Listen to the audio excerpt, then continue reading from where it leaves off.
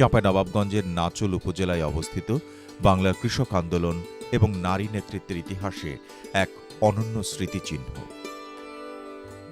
এই সংগ্রহশালাটি গড়ে উঠেছে উপমহাদেশের প্রখ্যাত বিপ্লবী নেত্রী ইলা মিত্রের স্মৃতিকে কেন্দ্র করে, যিনি শোষণ, জমিদারি অত্যাচার এবং ঔপনিবেশিক নিপীড়নের বিরুদ্ধে কৃষকদের সংগঠিত করে ইতিহাস সৃষ্টি করেছিলেন। ইলা মিত্র ছিলেন তেভাগা আন্দোলনের অন্যতম প্রধান সংগঠক। ব্রিটিশ আমল ও পরবর্তী সময়ে জমিদার ও মহাজনদের বিরুদ্ধে ভূমিহীন ও প্রান্তিক কৃষকদের অধিকার আদায়ে তিনি অগ্রণী ভূমিকা রাখেন। সেই সংগ্রামের স্মৃতি সংরক্ষণ করতে প্রতিষ্ঠিত হয়েছে এই স্মৃতি সংগ্রহশালা।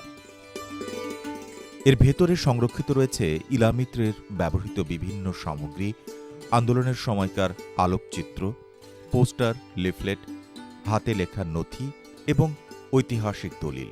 এসব প্রদর্শনী দর্শনার্থীদের সামনে তুলে ধরে তেভাগা আন্দোলনের প্রেক্ষাপট, কৃষক জীবনের দুঃখ কষ্ট এবং সংগঠিত প্রতিরোধের শক্তি। দেয়ালে টানানো ছবিগুলো যেন কথা বলে কিভাবে একজন নারী নেতৃত্ব হাজারো মানুষের কণ্ঠস্বর হয়ে উঠেছিলেন। স্থানীয় মানুষের কাছেও এই সংগ্রহশালা গর্ব ও আত্মপরিচয়ের প্রতীক।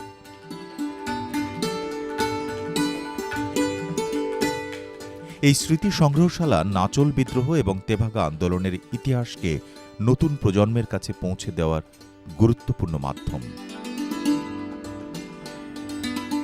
সঠিক সংরক্ষণ, আধুনিক প্রদর্শনী ব্যবস্থা ও গবেষণার সুযোগ বাড়ানো গেলে এটি জাতীয় পর্যায়ের এক গুরুত্বপূর্ণ ঐতিহাসিক কেন্দ্র হিসেবে আরও শক্ত অবস্থান নিতে পারে।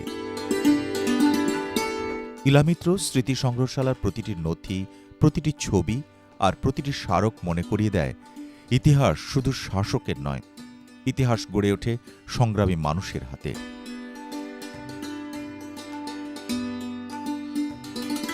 ইলা মিত্রর জন্ম হচ্ছে কলকাতায়। ওনার বাপের বাড়ি হচ্ছে কুষ্টিয়া ঝিনাইদহ বাবুটিয়া গ্রাম।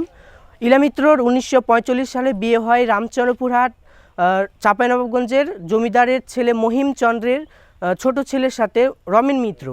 উনি ইলা মিত্র কলকাতায় পড়াশোনা করতেন, তারপরে রমেন মিত্রর সাথে বিয়ে হয়ে আসেন।